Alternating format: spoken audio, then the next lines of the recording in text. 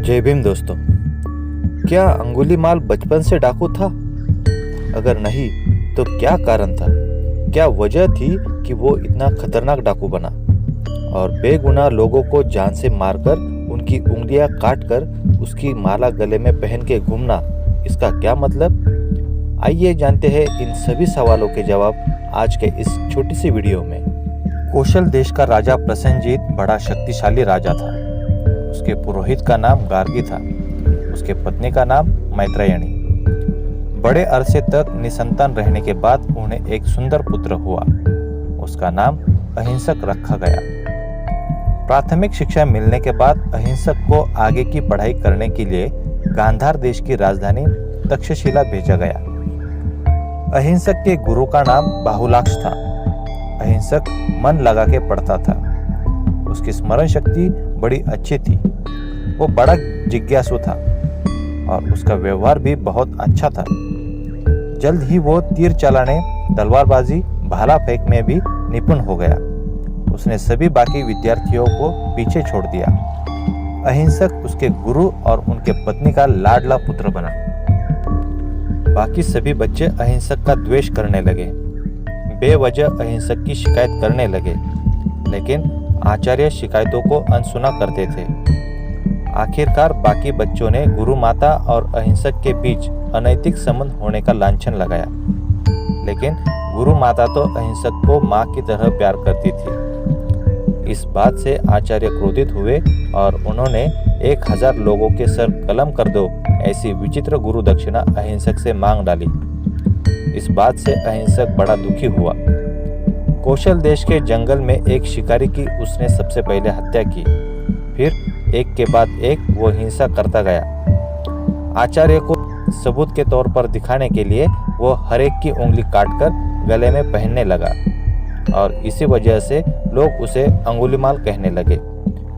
अंगुलीमाल की कहानी जब तथागत भगवान बुद्ध ने सुनी, तब उन्होंने उसका परिवर्तन करने का तय किया।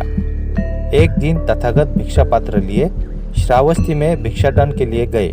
उसके बाद वो सीधे अंगुलीमाल जहाँ रहता था उस जंगल की ओर बढ़े। तभी एक किसान ने उन्हें रोकने की कोशिश की। तेजस्वी, निर्भय, करुणा का महासागर तथागत भगवान बुद्ध अंगुलीमाल के पास पहुंचे। उस वक्त अंगुलीमाल अपने हथियार को धार देने का काम कर रहा था। तथागत को देखकर वो चौंक गया। तेजस्वी और गंभीर मुद्रा वो देखता ही रहा। उसे समझ नहीं आया कि अच्छे अच्छों की मेरे सामने आने की हिम्मत नहीं होती। यह श्रमण किस बलबूते पर यहाँ आया है? तथागत उसे बोले, संसार में पहले से ही बहुत दुख है, तो हिंसा करके क्यों और पाप अपने सर ले रहा है? तो पुण्य का काम करता जा। जिस प्रकार पेड़ के पन्ने तोड़कर उसे फिर से जोड़ा नहीं जा सकता, ठीक उसी तरह किसी को जान से मारने के बाद उसे फिर से जीवित नहीं किया जा सकता। अपने अंदर की करुणा जगा, दिल में मैत्री भाव निर्माण कर। अंगुलीमाल तथागत द्वारा उपदेश सुनता रहा।